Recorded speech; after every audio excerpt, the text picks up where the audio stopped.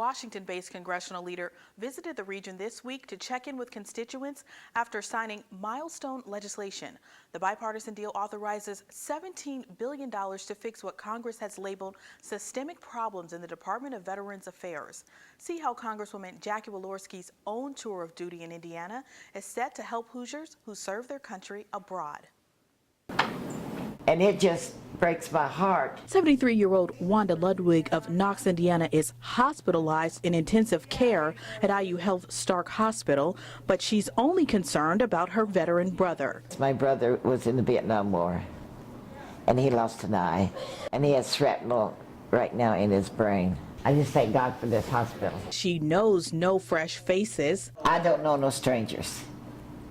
My mother was that way. I love everybody. And today, meeting United States Representative Jackie Walorski proved no different. You're a fantastic lady. Oh, I appreciate it. Oh yeah, he's my baby brother. Good. Walorski, on a two-day tour of Indiana's 2nd congressional district, wanted to meet veteran families to celebrate the signing of a bill this month to reform the Department of Veterans Affairs. Veteran Bill H.R. 3230 is the legislative answer to months of hearings detailing falsified medical records, long wait times, and preventable deaths at VA facilities. They went and fought for this country, for the freedom that we have right now. They went over there and they fought for our freedom, and they deserve better than what they've been getting. Walorski, a member of the Veterans Affairs Conference Committee, says the agreement includes $10 billion in emergency spending to help veterans obtain care outside of the VA. Even though a lot of folks thought that the story stopped with the president signing the bill last week, the story's just starting. Walorski says her district, a mostly rural landscape, will benefit strongest by a bill provision allowing veterans to seek primary care at a local hospital if they live more than 40 miles from a VA facility. You know, I was raised rural. In this congressional district, half this district is rural. It's very, very difficult to access services.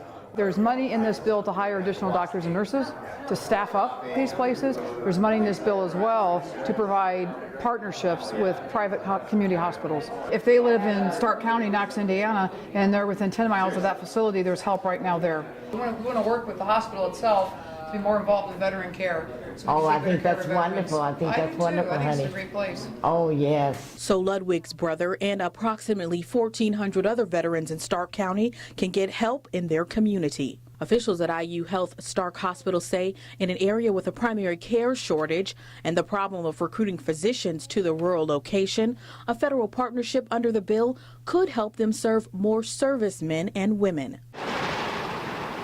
We're a minimum of 15 to 20 miles away from another hospital.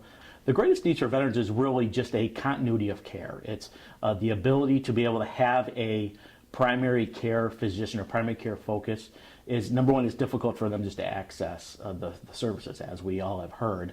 We would love the opportunity to be able to do full service. The hospital currently serves 10% of the veteran population. Felty says he hopes the bill will increase that number. We would love to help all of them. A lot of them fall outside of the 40-mile benchmark that's set in the bill, and we would love to be able to be the primary care for all of the veterans in Stark County. And they may not need that help today, but I've had so many veterans come up to us and just say, thank you so much for doing that. I don't need help right now, but just knowing that if I do, that, I can access care. It's a provision she says delivers on a personal promise she feels obligated to keep for Hoosier veterans. We have the 4th largest National Guard in the nation, and we have 500,000 veterans in our state. We're bound, I think, as leaders in this country, to make sure that our veterans get the health care and the benefits promised to them. Yeah. Oh, you're so beautiful. Before leaving Ludwig, Walorski produces a calling card. So listen, you tell your brother, all right, yeah, that if he has any problems, if he needs help, to just call our office. Reminding her constituent she's at the service of a serviceman. We all want the VA to work. That's right. We want to provide services in a better way.